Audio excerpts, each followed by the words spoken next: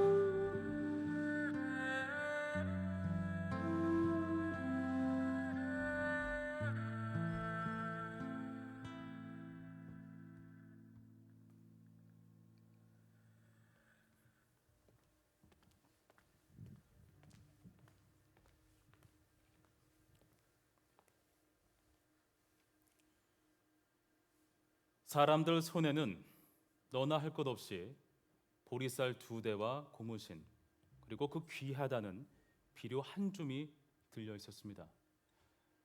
방명록에 이름 석자만 적으면 국가가 알아서 나눠준다는 것이었죠. 국민에게는 반공 이데올로기를 고취시키고 좌익 계열 인사들에게는 남한의 이념을 주입시킨 뒤 궁극적으로는 좌익을 압도 타파하는 것이 그 목적이었습니다. 바로 국민 보도연맹 사건의 시작이었죠. 1950년 6월 한국전쟁이 발발하자 국가는 돌연 보도연맹을 소집 구금하라는 명령을 내립니다. 1950년 7월과 9월 이곳 전주에서도 집단 학살이 이루어집니다. 그 석 달 동안 희생된 사람은 총 2,400여 명에 달합니다. 한 번은 우리 군경에 의해, 그리고 또 한 번은 북한 인민군에 의해서 말이죠. 오늘은 그 아픈 기억을 가지고 한 사람의 기억 속으로 들어가 봐야겠습니다.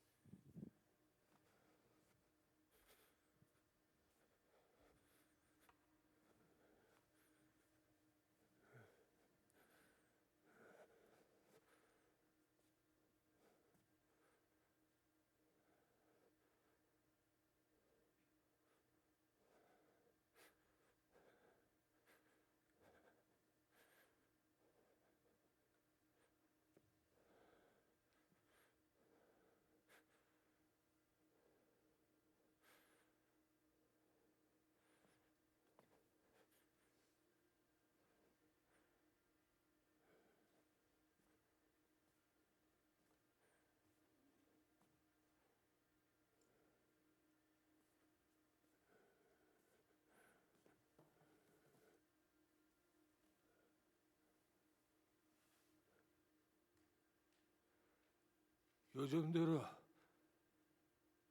그런 생각을 자주 합니다. 세상에서 가장 무서운 동물이 무엇일까? 상자해파리라고 들어보셨습니까? 그 옆에만 지나가도 죽는답디다. 불개미는 어떻습니까? 그 때가 지나가고 나면 뼈조차도 찾기가 힘들다고 합디다. 독을 제거하면 세상에서 가장 맛있다는 물고기 보고도 저는 무섭습니다. 그 독을 제거했는지 어떻게 믿을 수 있겠습니까? 그 모습만 보고 믿을 수는 없지요. 제가 사는 지역에는 호랑이가 삽니다. 우리에 갇혀 있다고 안심할 수 없습니다. 늑대도 무섭고 저는 그 악어도 무섭습니다. 근데 더 무서운 것은 그 악어의 가죽을 벗겨서 메고 다니는 사람들이 무섭습니다.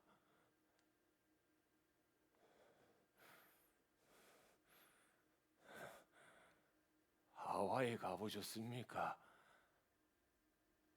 그 이승만 박사가 샌프란시스코에서 꼬박 일주일에 거쳐서 도착했다고 하던 그 하와이의 호놀룰루 섬에 가본 적이 있으십니까? 그 호놀룰루 섬에 동물원이 하나 있는데 그 동물원의 마지막 코스가 바로 세상에서 가장 사나운 짐승을 보는 거였습니다. 세상에서 가장 사나운 짐승이라고 하니 호기심이 들더이다. 그래서 친구랑 같이 갔습니다. 근데 그 안내문에 혹시나 그 짐승을 보고도 놀라지 않으면 상품을 준다나 뭐라나, 여러분도 이 앞에서 들어올 때 상품 준다는 얘기에 방명록에 이름을 적으셨지요. 저도 제 친구랑 그 방명록에 이름을 적고 혹시나 모른다는 생각에 지팡이도 챙겨갔습니다. 그리고 모퉁이를 돌아서는데 저는 소스라치게 놀라고 말았습니다. 왜냐하면 커다란 거울이 저를 비추고 있었기 때문입니다. 그 위에는 세상에서 가장 사나운 짐승이라고 적혀 있었습니다. 세상에서 가장 사나운 짐승이 나라니, 사람이라니. 저는 마음이 진정되지가 않았는데 어떤 사람들은 그 앞에서 신기하다며 사진을 찍고 웃고 있었습니다. 저는 무서웠습니다.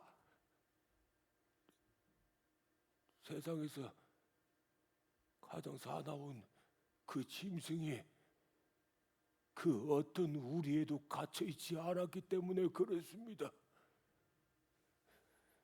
마음이 진정되지 않았지요. 누구나 온전할 수 없었을 겁니다.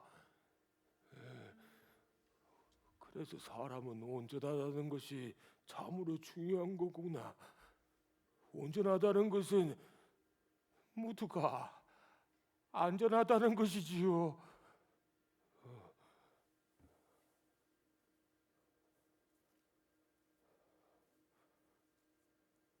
그때 한 원시인이 제게 다가와 제 왼쪽 가슴에 꽃을 꽂아 주었습니다.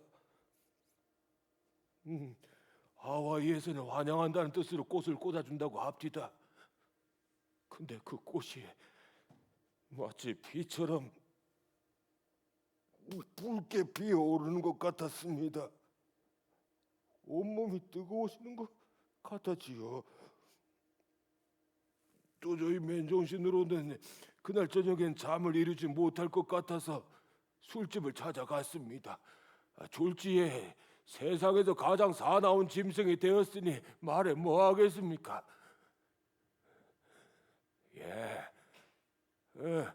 내가 얘기했습니까? 제가 연금을 탑니다.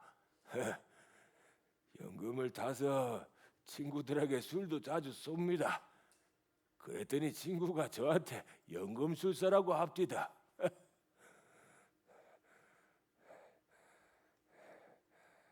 술을 한잔 했더니 눈물이 나더이다.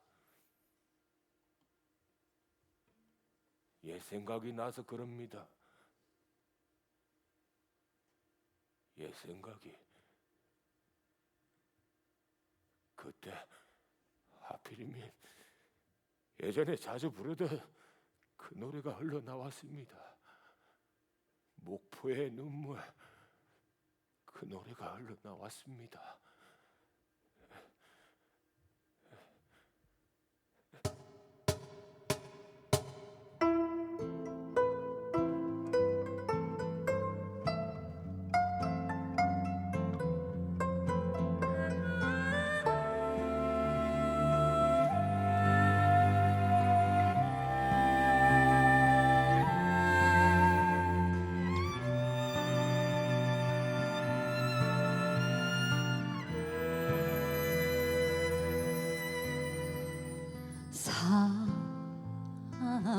사공의 뱃노래 가물거리면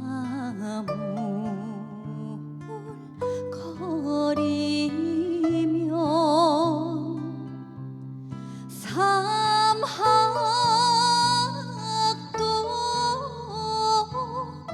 파도 깊이 스며드는데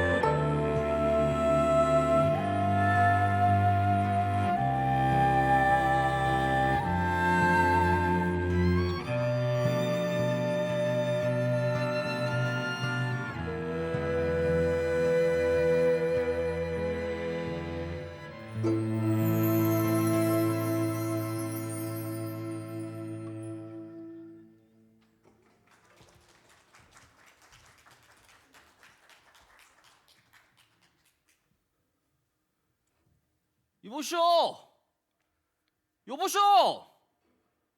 아따 그 좌우지단가 뭔 일인지 말은 해줘야 될 거 아니요. 아따 참 희한한 양반이구만. 어메 깜짝아. 어메 놀래라. 나가 더 놀랬어. 어메. 아따 뭔 잘못을 했길래 이렇게 많이도 잡혀왔다냐. 아이 정말로. 아따 반갑소. 엄마 이거 누구야? 형님 나요 나 석다리. 형님 말이야 형님. 여기 형님. 예, 나 모르겠어? 아따 저 성님 이름이 뭐였더라? 아따 기억이 날라는데 형님 이름이 이쯤 되면 말해줄 법하던데. 형님 이름이 거시기 형님. 맞아.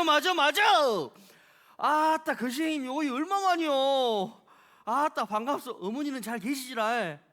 예 아따 이렇게 보니까 또 반갑네. 우리 거시기 형님이랑은 나랑은 잘 안디. 여러분들은 나를 잘 모르죠. 저는요 석달이에요. 김석달. 원래 이름은 명태였어. 나가 여수 사람인데 우리 아버지가 여수 앞바다에서 고기를 낚는 어부였거든요. 그래서 이 여수에는 명태가 워낙 귀하다 보니까 워낙 귀한 아들 이름을 명태로 지어버렸어요. 이름 갖고 장난해본 거죠. 그래도 알고 보면은 이 명태처럼 좋은 이름은 없다. 이 사람한테 헌신한다는 뜻을 갖고 있다네요. 그 종류도 다양한데 이 유자망에서 잡은 것은 망태, 봄에 잡은 것은 춘태, 또 겨울에 잡은 것은 동태, 그리고 요 새끼 요 알을 까고 잡힌 것은 꺽태. 그 밖에도 북어, 선태, 외태. 요 외태는 우리 아버지가 말씀해 주신 건데 외태는 희한하게 소리를 낸답니다. 입을 뻐끔뻐끔 할 때마다 이렇게 왜? 우리 아버지가 술을 많이 자신 거죠. 그리고 마지막으로 애기태. 요 애기태는 밤만 건조하면 코다리, 완전 말리면 노가리. 이렇게 처한 환경에 따라서 이 이름이 바뀐답니다. 참 썩을 놈의 운명이죠. 근데 얼마 지나지 않아갖고 제 이름이 명태에서 석다리로 바뀌어버렸어요. 석다리. 명태도 거시기한데 석다리가 또 뭡니까? 미쳐불겠네 참말로. 근데 사람이요 또 이름 따라 간다 한 겁니까? 그래갖고 나도 이름을 따라 조금 산 것 같아요. 제가 딱 석 달만 우리 동네 아가씨들한테 인기가 엄청 났거든요. 딱 석 달만. 3년으로 지어줬으면 얼마나 좋아. 그래갖고 나가 아버지한테 물어봤죠. 왜 석 달이로 바꿨냐께는 우리 아버지가 저 멀리 강원도에 황태 덕장에 놀러 갔는데 거기에 어마무시한 이 명태 패거리를 봤답니다. 우리 아버지가 또 명태를 워낙 좋아해갖고 하도 신기해갖고 어메 요리 한참 보고 있는데 갑자기 한쪽에서 눈물이 또르르 떨어지더라네요. 그래서 나가 왜 그러지 하고 물어본 게 아니 이 거센 눈보라랑 비바람을 맞으면서 밤을 견디는 명태들을 보고 있잖게 알 수 없는 서러움이 올라오더라. 이름시롱 여수 오자마자 제 이름을 명태에서 석다리로 바꿔버렸어요. 술 먹다가 연비형 나가 뭔 술안주도 아니고 이씨. 아무튼 그래갖고 석다리로 계속 살고 있는데 이름을 석다리로 바꿔놓은 게 친구들이 어찌나 놀렸싼가. 이제 못 참겠다. 그래가지고 대가리도 컸겠다. 아버지한테 따지려고 한번 개겨보려고 술을 한 잔 딱 먹고 아버지한테 갔는데 아버지가 술을 더 많이 먹었습니다. 그래갖고 아버지가 한다는 말씀이 술이 취해갖고 야 이 썩을 놈의 새끼야, 이 명태는 명천에서 태모란 사람이 고기를 잡았는데 고기 이름을 잘 몰라갖고 명천의 명, 태모의 태, 그 이름을 따갖고 명태다 이놈아 이 새끼야. 호랭이 씹어갈 놈. 그리고 조선 팔도 어딘가에서는 명태 간을 기름으로 짜갖고 등불을 밝힌단디. 난 그것이 너무 싫었다. 또 저기 강화도 삼수갑산 농민들은 몸이 허약해져갖고 눈이 잘 안 보이면은 저 먼 해변에 나가서 명태 간을 오래 묵고 오면은 눈이 밝아진다 그래서 명태란디. 난 그것도 너무 싫었다. 내 자식 새끼 세상에 눈 밝아지는 것이 너무 싫었다. 이렇게 말씀하시더라고요. 세상은 알면 다친다고, 모르는 게 약이라고. 그래서 제 이름을 석달이로 바꿨답니다. 덕분에 제 연애는 석 달로 끝났지요. 연병.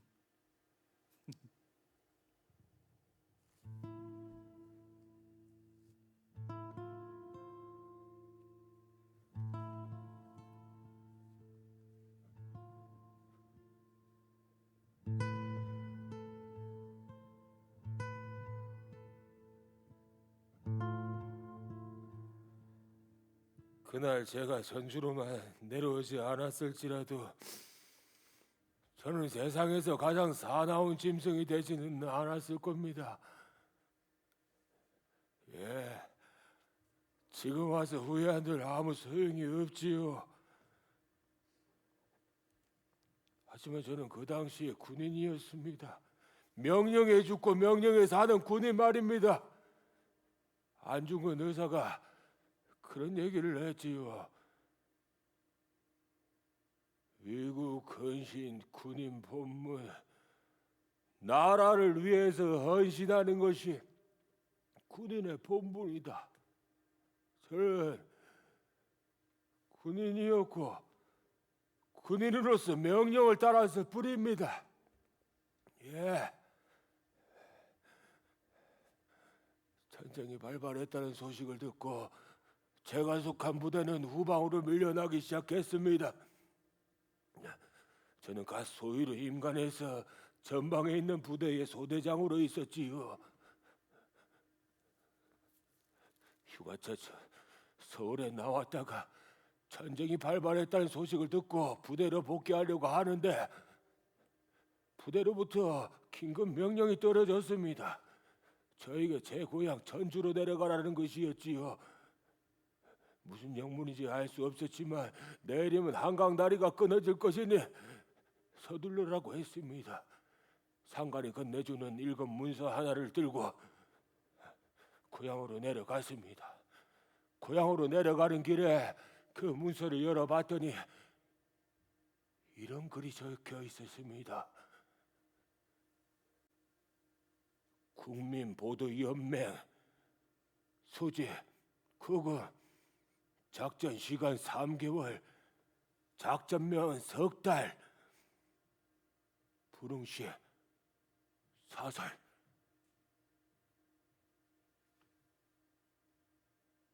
사람이 사람을 죽이라니요. 작전명이 어찌 제 이름과 같습니까? 석 달이라니요.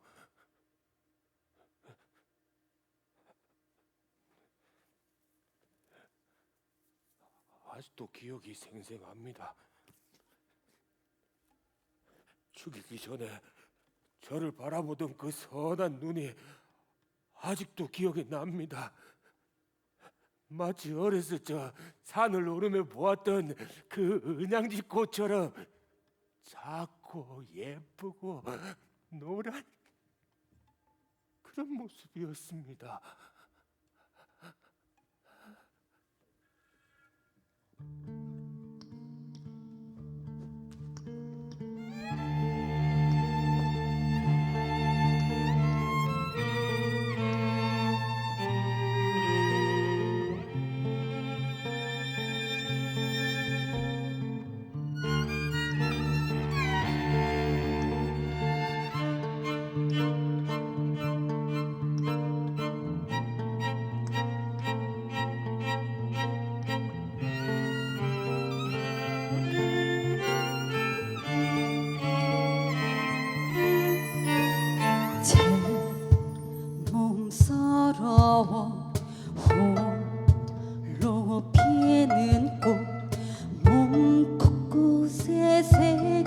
찢어진 가시자국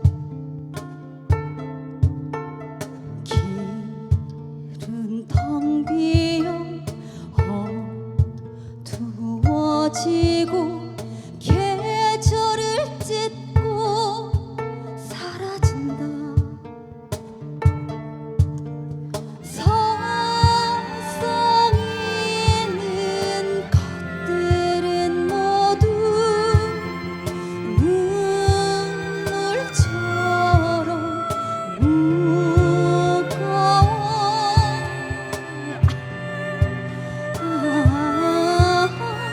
서러워라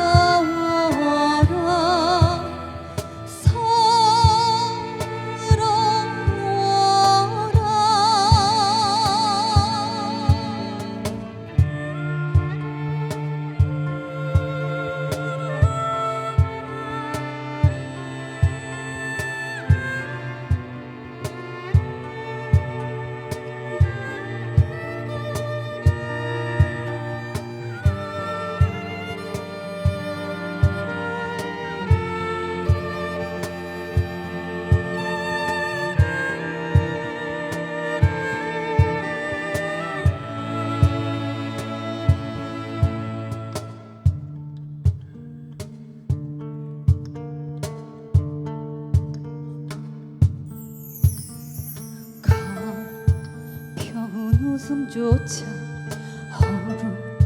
허룩해진 마음처럼 스스로 핀 길 위에서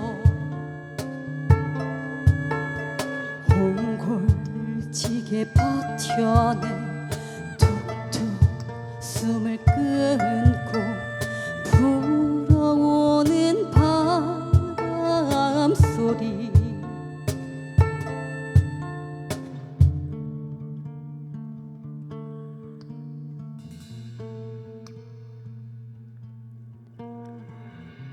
은양지 꽃잎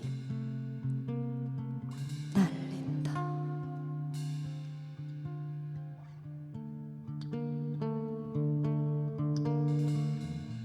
은양지 꽃잎 날린다.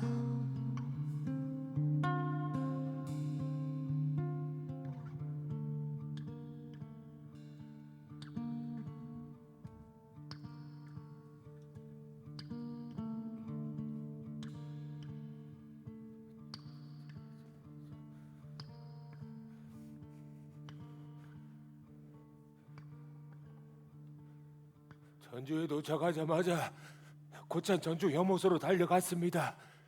예전에는 그곳을 전주 교화소라고 불렀지요.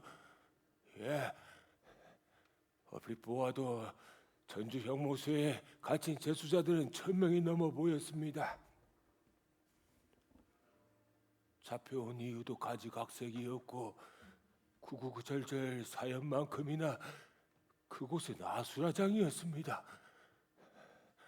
사람들은 겁에 먹어서 꽁꽁 얼어 있었는데 그 모습이 마치 명태덕장에 꽁꽁 얼어 있는 명태들 같았습니다.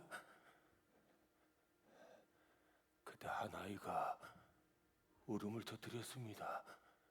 제 옆에 있던 부사관이 달려가서 그 아이를 마구 때리기 시작했습니다. 말릴 새도 없었지요. 사람들을 이리저리 몰고 다니면서 때리기 시작했습니다. 근데 그 부사관은 그것으로 부족했는지 다닥이 망망이를 어디서 구했는지 저걸 가지고 사람들을 마구 때리기 시작했습니다. 그 모습이 명태들 같았습니다. 머리가 잘려 나간 것은 무두태, 몸이 해체된 것은 파태, 그 속이 굳어져 버린 것은 골태, 시커매진 것은 흑태. 그들은 더 이상 사람의 모습이 아니었습니다. 그래서 그런가 저는 더 이상 양심을 느낄 수가 없었습니다. 부끄러움도 잃어갔지요. 예, 의도해서 그들을 해친 것은 아니었으니까요. 하지만 저는 그곳에 전주 영무소에 있었습니다. 그들은 마치 명태덕장의 명태들 같았고요.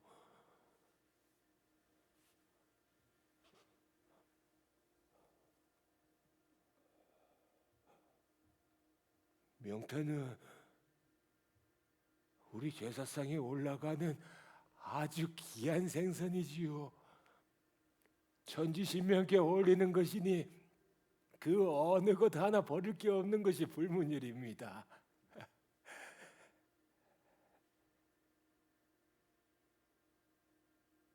근데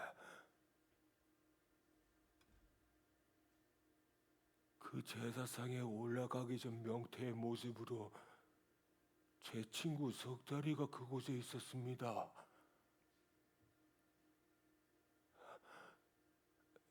명태야, 뭐? 명태야, 네가 석달아, 여기 왜 있냐? 석달아, 이런 여기 뭔 일이야? 와, 나 참말로 오랜만이다. 와, 난 못 젖어버렸구만. 네가 여기 왜 있냐고 임마. 어? 어이, 나야 모르지. 끌고 온 게 끌려왔지. 야, 혹시 전쟁 나갖고 우리 끌고 온 거냐? 어?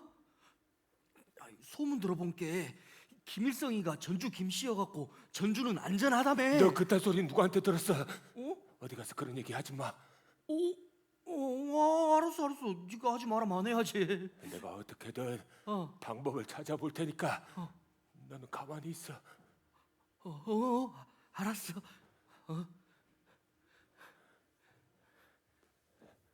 명태가 왜 여기 있지?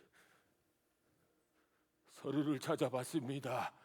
서류를 찾아보니 전주 혐오소에 와 있는 잡혀온 이들의 대부분이 그 국민보도연맹에 가입된 자들이었습니다. 한마디로 자해 세력의 그 활동을 했던 전략에 있는 이들이었지요. 그곳에 제 친구 명태가 있었습니다. 제 임무는 국민보도연맹에 가입한 적극적으로 활동한 이들을 색출하는 거였습니다. 명태가 거기 왜 있었지? 명태가 거기 왜 있어? 지역을 대상으로 전수 검사를 했습니다. 근데 이게 무슨 일입니까? 그 지역의 대부분이 국민보도연맹 소속이었습니다. 다 그곳에 가입되어 있었어요. 그 지역의 지도층이라든지 똑똑한 사람이라든지 뭐 배웠다고 하는 사람이든 그 어떤 사람도 국민보도연맹에 가입되지 않은 이들은 아무도 없었습니다. 예, 그냥 일반적으로 끌려온 이들도 있었지요. 하지만 어쩔 수 없었습니다. 그들도 어쩔 수 없이 다 죽어 가야 했지요. 어쩔 수 없었습니다. 군인이었으니까요. 명령이었으니까요. 예.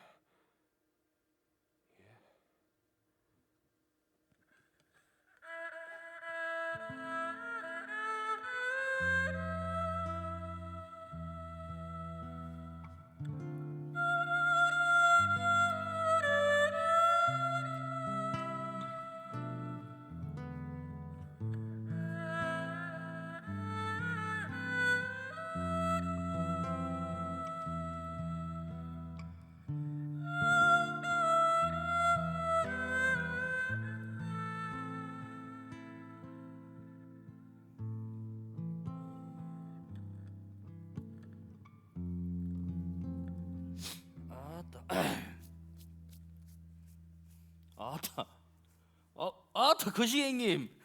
아따 거시. 와, 뭐 형님은 이 전주 형무소가 몸에 맞는갑설. 얼굴이 점점 좋아지는 것 같소. 아따, 아이고 또 이렇게 본게 반갑네. 예. 여러분들 혹시 요구라고 알아요? 요구? 응? 몰라요? 아따 참말로 답답하네. 무식한 양반들만 모였는가? 요구는 말이요, 요걸 한자로 하면은 아따 참말로 답답한 그 한자로 말하면은 못 알아먹을 것 같으니까 나가 친절하게 설명을 해줄게요. 요구는 우리 여수같이 어시장이 많은 동네에서는 요 나무 개짜간 있죠? 나무 개짝을 찍어갖고 옮길 때 쓰는 도구예요. 요거 엄청 뾰족합니다. 그래서 이게 도구로도 요긴하게 쓰인뒤 사람이 마음을 잘못 먹으면 요것이 흉기로 바뀌어요. 흉기로. 그래서 옛날부터 깡패들이 우리 여수는 얼씬도 못했어요. 무엇이냐? 여기 있다. 요것이 요구라고 생각하고 깡패가 여수를 따고 왔다. 여수에서 왔어. 자, 네 깡패냐? 난 어부요. 요런 호로 새끼를 요구로 대가리를 확 조사불라니까 라고 어디를 찔러줄까? 가슴을 찔러줄까? 어디를 찔러줄까? 확 대가리를 그냥 조사불라니까! 이러면 정리가 싹 돼버려요. 또 쫄았는가 그냥 다들 명태 눈깔이 돼버렸네. 또 명태 이야기가 나왔으니까 근데 참 명태는 희한하고 또 희한해요. 이 명태가 죽은 놈이나 산 놈이나 이렇게 입을 크게 벌리고 있답니다. 그래서 어떤 놈이 죽었고 어떤 놈이 살았는지 분간을 못한다네요. 때가 또 이렇게 말한 게 우리 옆에 있던 아저씨가 이야기하더라고요. 요 사람들도 울 때 이렇게 울 때 얼굴이 다 닮았답니다. 그래서 요 놈이 명태고 요 놈이 사람인지 구분이 안 된다네요. 그래갖고 둘 중에 하나가 죽어도 누가 죽은지 모른답니다. 네. 우리 둘이 또 이렇게 이야기하고 있으니까 또 오지랖이 엄청 넓은 노인네가 또 우리 방에 한 명 있어요. 그 노인네가 또 툭 말을 끼든마는 지리산에 사는 가사어에 대해 또 이야기를 해줍니다. 가사어. 여러분 가사어가 뭔지 아요? 아는 것이 하나도 없구만. 수많은 멍청이들만 데리고 왔는가. 자, 그러면 나가 가사어가 뭔지에 대해 좀 말 좀 해줄까요? 노인네가 들은 말 좀 해줘요. 알았어요. 또 해주란게 해줘야지. 나가 이 솔찬이 머리가 좋아갖고 엄청 똑똑한데 기억력이 별로 안 좋아요. 그러니까 두서에 좀 안 맞더라도 알아서 끼워 맞춰 들으시오. 자, 요 지리산에 가면은 한 연못이 있는데 연못 옆으로 소나무가 그냥 쫙 줄을 서 있답니다. 그래서 이 소나무 그림자가 연못을 싹 덮고 있는 연못이 있는데 거기에 물고기가 산다네요. 그 물고기 무늬가 하도 아롱져 갖고 그 절간 스님 그 가사 알지요? 가사 뭐요 뭐? 망토 입고 있는 옷. 예. 반은 맞췄어요. 맞아요. 스님이 입고 있는 옷 같다 그래갖고 가사어라고 부른다고 하네요. 근데 이 가사어 잡기가 하늘의 별 따기라 그래요. 근데 왜 잡기가 어려운지 알아요? 몸에 좋거든. 이 가사를 삶아갖고 딱 묵으면은 잔병치레는 싹 사라지고 요 베른방에 똥칠할 때까지 산답니다. 엄청 오래 산다 그래요. 요 양반들 또 오래 산다니까 또 금방 또 눈이 명태 눈깔이 되부네. 그래갖고 나가 그 노인네한테 그랬죠.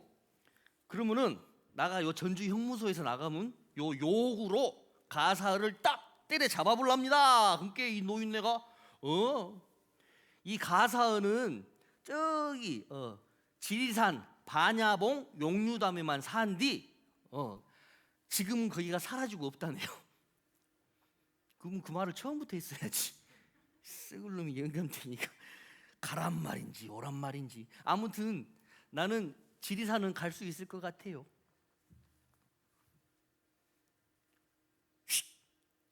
거시객님 아무한테도 말하지 마시오. 행님이랑 나랑 이 전주 형무소에서 나갈 방법이 생겼단 게요. 나 친구 나 친구 석다리가 이 전주 형무소에 헌병대 소대장으로 부임해갖고 딱 왔다 아닙니까? 우리 친구가 고향은 전주인데 나랑 학교를 같이 다녀갖고 엄청 친해요. 이름도 같아갖고. 석다리가 조만간 형무소 앞에다가 육공 트럭을 딱 대놓은단께 눈치껏 봐갖고 몰래 빠져나오라고 기뜸해줬어요. 알았죠? 몰래. 응?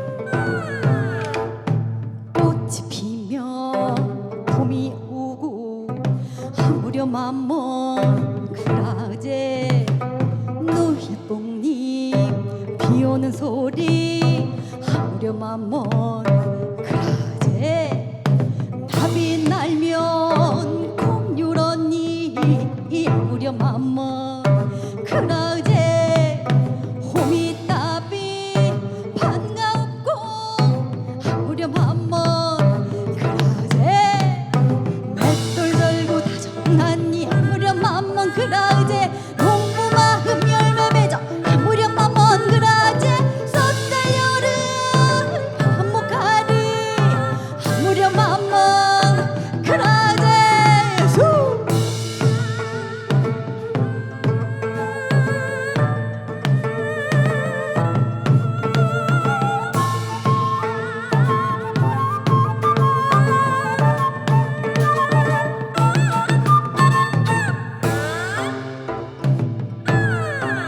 수.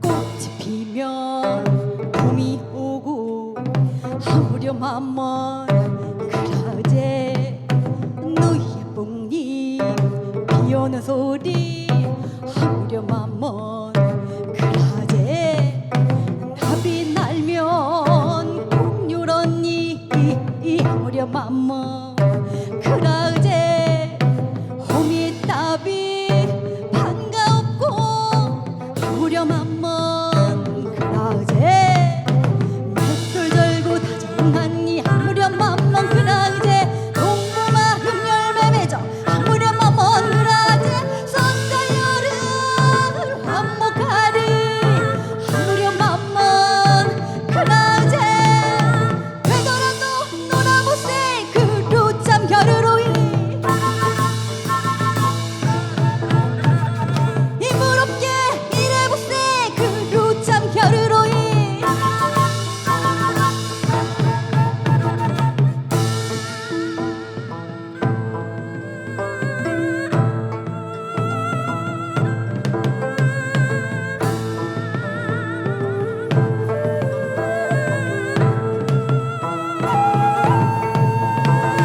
호랑 헐수 아무렴만 먼 그라체 호랑 헐수 아무렴만 먼 그라체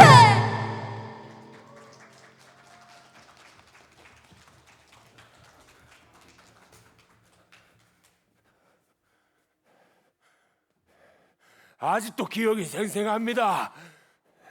전주 현무소에 잡혀온 이들 중에는 학교 여고사도 있었습니다. 예, 잡혀온 이유를 물어보았더니 같은 학교 교장 선생이 국민보도연맹에 가입해보는 게 어떠냐고 말을 했다고 합니다. 여교사가 깜짝 놀래가지고 국민보도연맹이라니요. 그것은 좌익사상에 물든 사람들이 사상교육을 하려고 만든 단체가 아닙니까? 라고 조심스럽게 되물었더니 그 교장이 하는 말이 아니다. 그곳은 직위고와 막론하고 이익과 사상은 아무 상관없이 국민을 보호해주기 위해서 만든 단체라고 설득을 했다고 합니다. 그것도 그럴 것이 그 시대에는 이장들이 이곳저곳을 돌아다니면서 도장을 걷어다가 그 국민보도연맹 그 문서에다가 자기 마음대로 도장을 찍고 사인을 했던 시대니까요.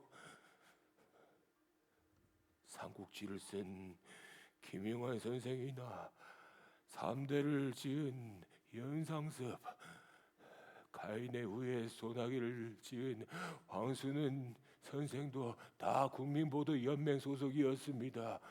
제가 사랑하는 정지용 시인도 국민보도연맹 소속이었지요.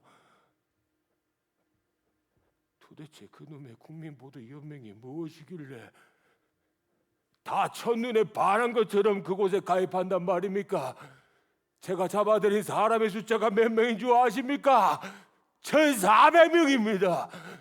1400명의 사람들을 잡아들였다는 게 뭔 말인 줄 아십니까? 그 사람들 다 죽여야 됐다고 말하고 있는 겁니다. 살다 보니 사랑하는 사람을 죽여야 되는 것이 인생이기도 한 것이 어찌 그럽니까? 사랑하는 사람을 죽이는 것이 인생이라니요. 이럴 수는 없습니다.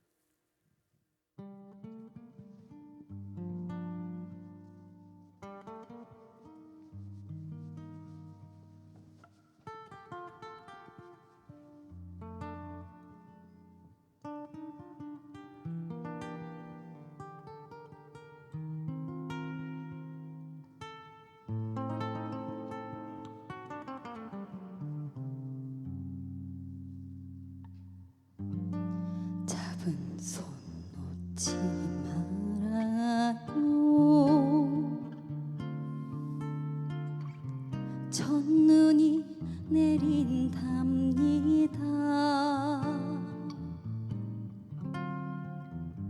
첫눈에 사랑을 하고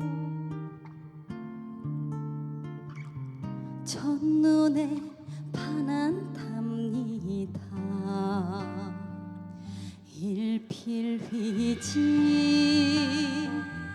내 사랑, 일필휘지 내 사랑.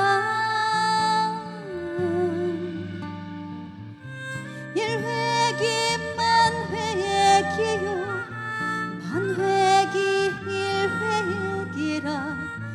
일필휘지 내 사랑.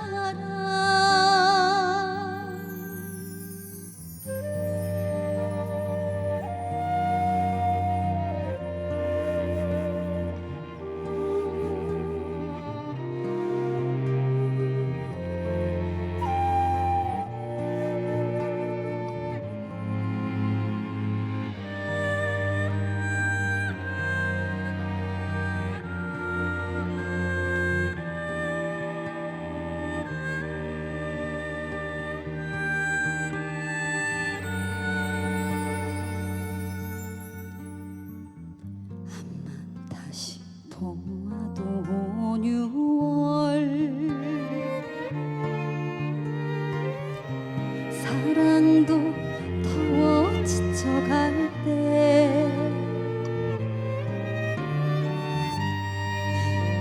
날 식혀줄 눈물 손가락 걸며 걸어요.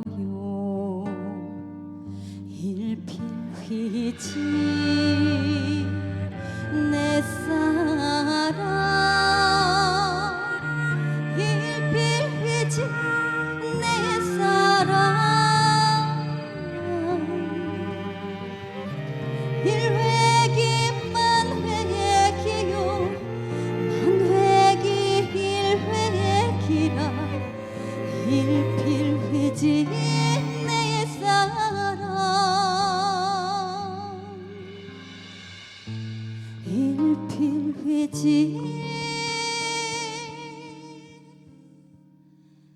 내 사랑.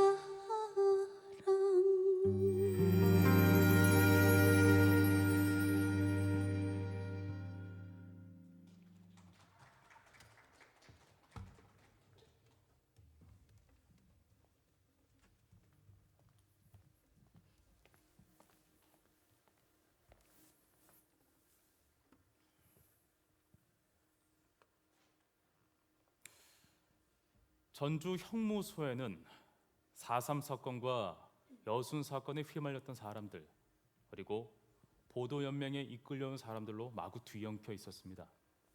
특히 보도연맹으로 인해 희생된 사람들 중에는 좌익만 있었던 것은 아닙니다. 그 당시 행정기관에 근무했던 사람들에선 보도연맹원으로 모집하면 모집할수록 더 유능하다라는 칭찬을 받았고, 그들은 무분별하게 모집을 강행했습니다. 그 중에는 그들의 가족도 있었고, 그들의 친구도, 심지어는 3살배기 아이도 그 명단에 이름을 올렸습니다. 결국 그들은 좌우익의 이념의 대립 속에서 무참히 학살당했습니다. 전주 황방산, 건지산, 옛 공동묘지, 수리계제 등엔 트럭들이 왔다 갔다 했습니다. 한 트럭당 20-30명의 사람들이 올라타 있었고, 그들의 가슴엔 검은색 표적이 달려 있었습니다. 국군들은 그 표적을 향해 총을 쏘았고 아무도 살아남지 못했습니다. 심지어 군인들은 미리 준비해둔 구덩이 속에 시신을 몰아넣고 휘발유를 뿌려 불을 붙이기까지 했습니다. 결국 전주 형무소로 돌아올 수 있었던 건 빈 트럭뿐이었습니다.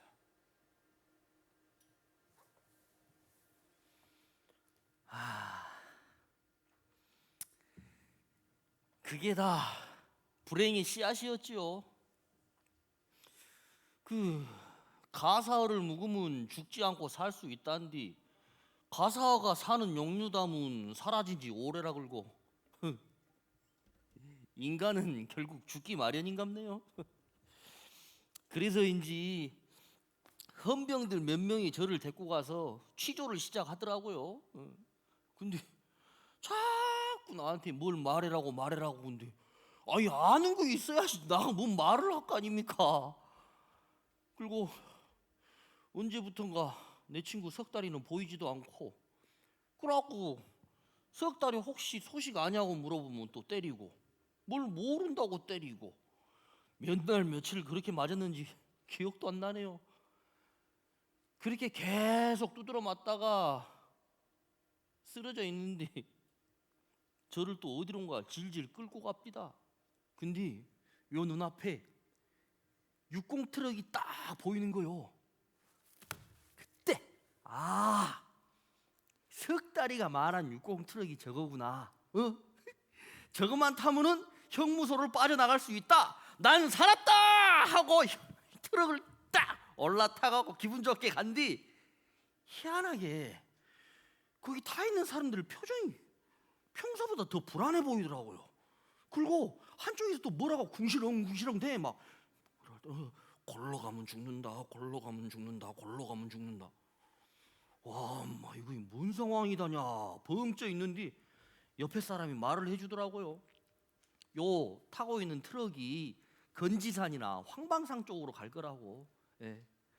이 형무소에서 지금까지 하루에 2차례, 3차례, 많게는 한 5차례까지 사람들을 싣고 건지산이나 황방산으로 갔답니다. 예. 사람들을 실어갖고 골로 가는 트럭이었죠. 얼마나 갔을까. 골짜기가 보이기 시작한 게 사람들이 하나 둘씩 정신을 잃어갑니다. 어떤 사람은 춤을 추고, 어떤 사람은 노래를 부르고, 또 저기서는 희죽희죽 웃고 있고, 그리고 그 북한군한테 협조했다고 잡혀온 사람은 대한독립 만세를 부르고 있고 아주 우후죽순이었습니다. 우후죽순. 그렇게 한참을 가다가 육공이 딱 도착했는데 무표정한 얼굴로 이 군인들이 시체들 위에 말뚝을 박고 있습니다. 그때부터 살살 무서워지더라고요. 그때 저 멀리서 이 북한군이 수원까지 내려왔단께 이것들이 눈깔이 돌아갔고 우리를 싹 끄집어갖고 구덩이에 쳐넣고 휘발유를 뿌리기 시작한뒤 오메 사람들 비명소리가 이 더위에 묻혀갖고 사람들 죽었습니다. 그리고 계속 총소리가 들림시록 시체 더미에 쌓여갖고 저는 옴짝달싹도 못하고 그렇게 정신을 잃었지요. 시간이 얼마나 지났을까?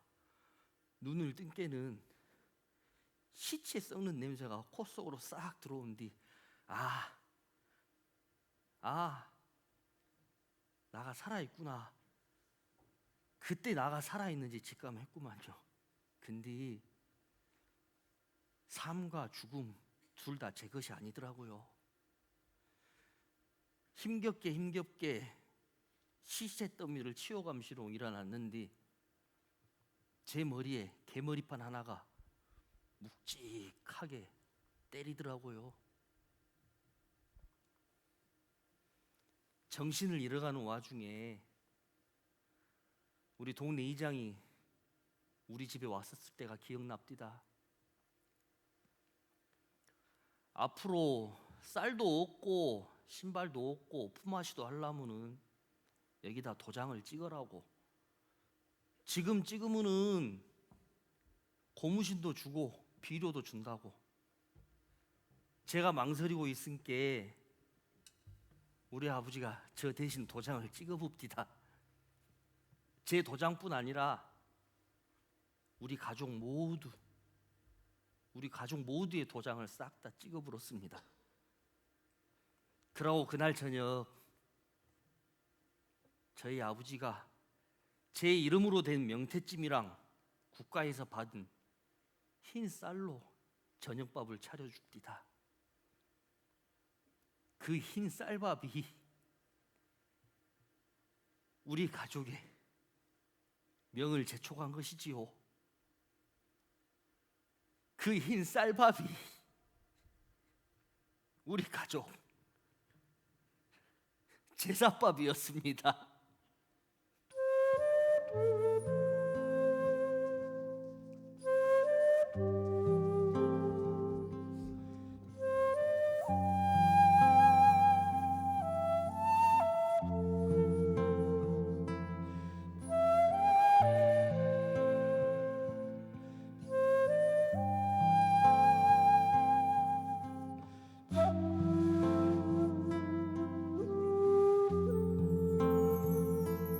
꿈길에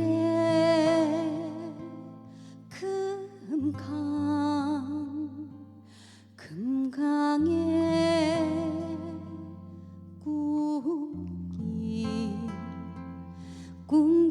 꿈길에서 만나는 금강에서 열리는 꿈길. 산에 오면 강이 그립고 강 잃으면 산 그립고 그리운 사이사이로 꿈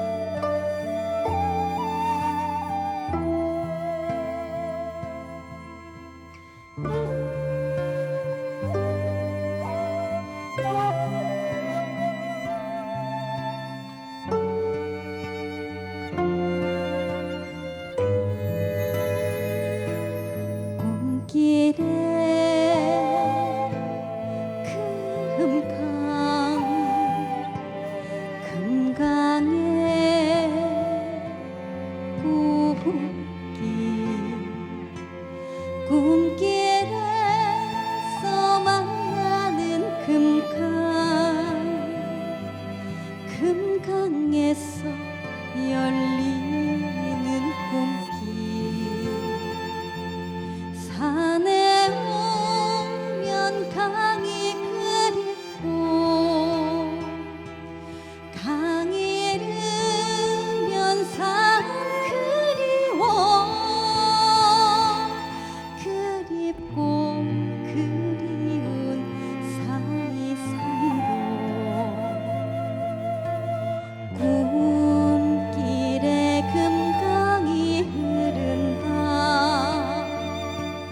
그 강의 꿈길이 열린다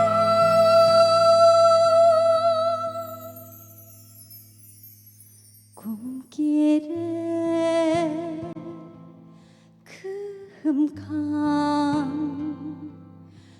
금강에 꿈길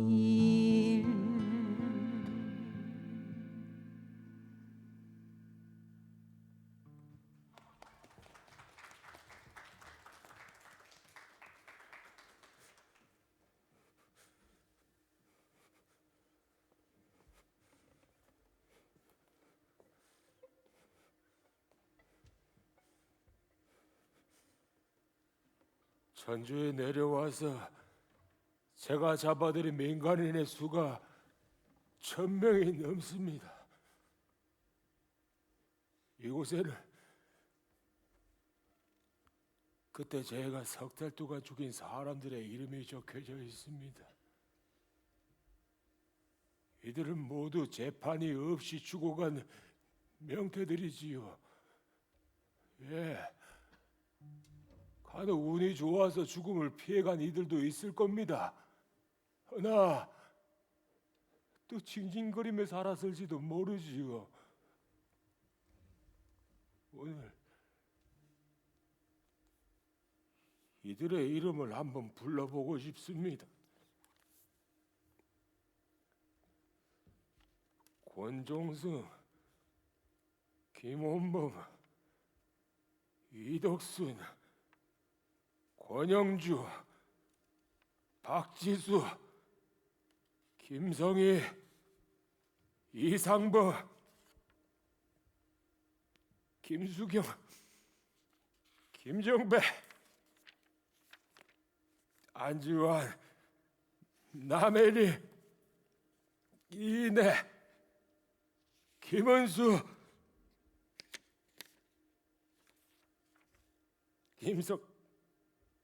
임석달, 석달.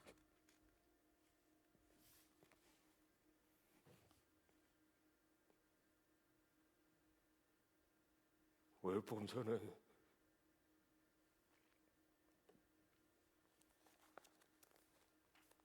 병원으로부터 시한부 판정을 받았습니다.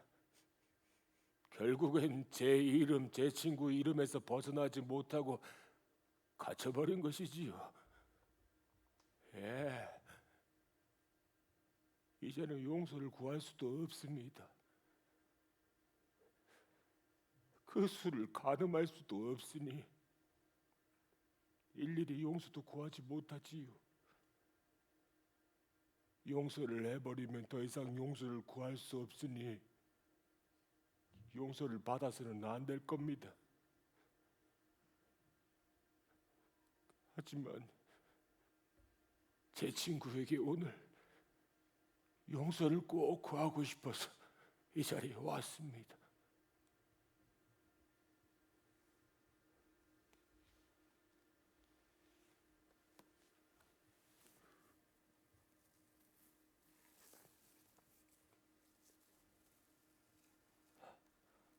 제 친구입니다.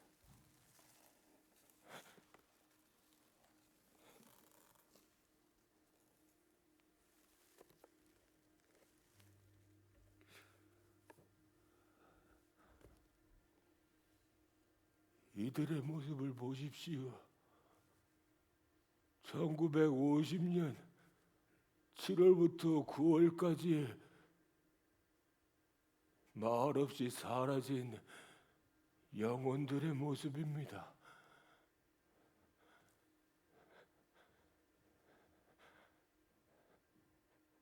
제 친구도 그날 그 황방산에서 죽었지요. 오늘이 제 친구의 기일입니다.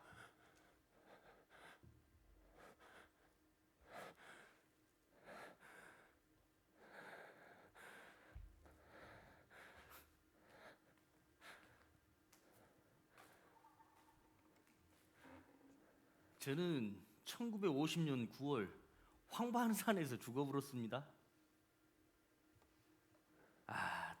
죽어도 그때를 잊을 수가 없더라고요.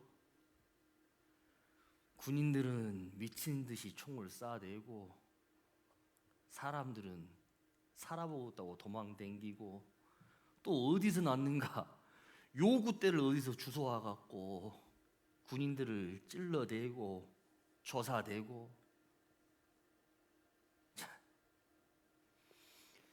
그리고 제가 총에 맞아갖고 죽기 전에 내 눈앞에 보인 것이 뭔지 아요? 왼쪽 가슴에 요구가 꽂힌 군인이 눈앞에 있습니다. 석 달이도 그날 죽어버렸어요.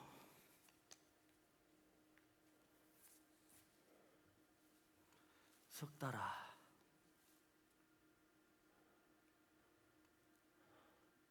오늘이 나 제삿날인께 내 친구 석 달이 제삿날이기도 하네요.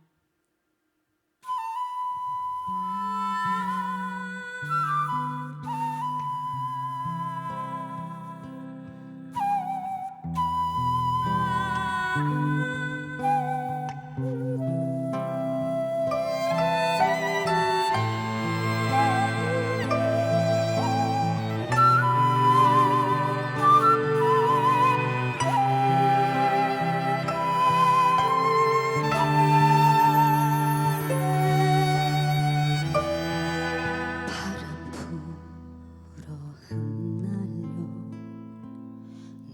나뭇잎이 떨어질 때면 고된 하루 지나 노을 보며 아련한 형의 얼굴 떠올려 꽃잎 피고 다시 지고 흩어져 100번 피고 지면 생각이 날까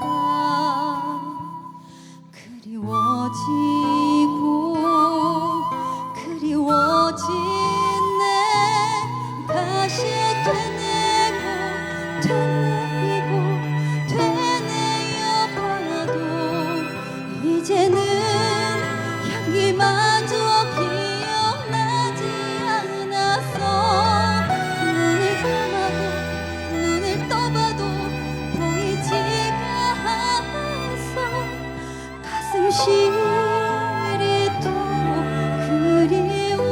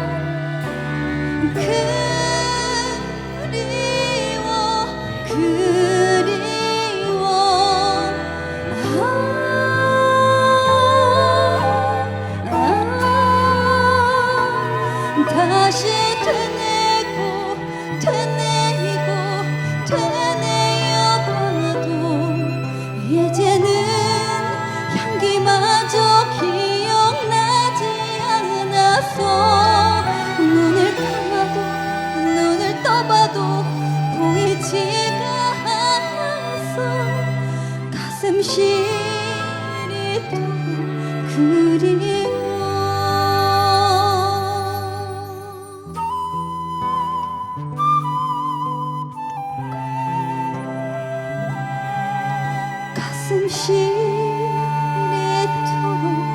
그리워.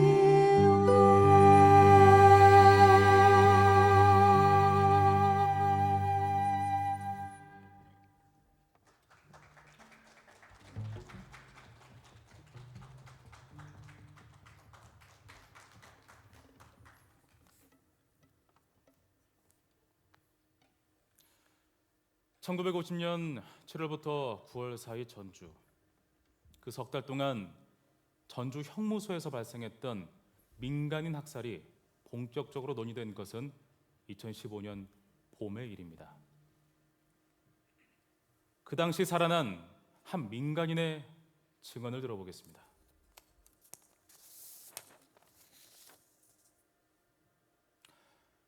(40명) 중에서 거의 반수를 골라내어 호 앞에 세웠다. 줄지에 선 사형인에게 마지막 할 말이 있는가 하고 물었다. 어부나 농민 차림의 청년들은 우리들이 무슨 죄를 지었기에 이러냐고 하며 살려달라고 애원하고, 한 늙은이는 영명하신 성주님 살려달라고 소리쳐 울었다. 그러나 여수와 순천에서 끌려온 젊은이들은 뭐 때문에 죽는지 그 이유를 모르고 죽는다고 했고, 이왕 죽는 몸이니 대한민국 만세를 부르고 죽겠다고 했다. 이 말이 떨어지자 총은 일제히 불을 뿜었다. 마구 쏘는 총성 속에서 거꾸러지며 발악하는 아우성 소리, 대한민국 만세 소리가 처절하게 들려왔다. 붉은 피를 쏘는 시체는 아직도 꿈틀거린 채 호 속에서 던져져 가고 그 위에 흙이 덮어져 갔다.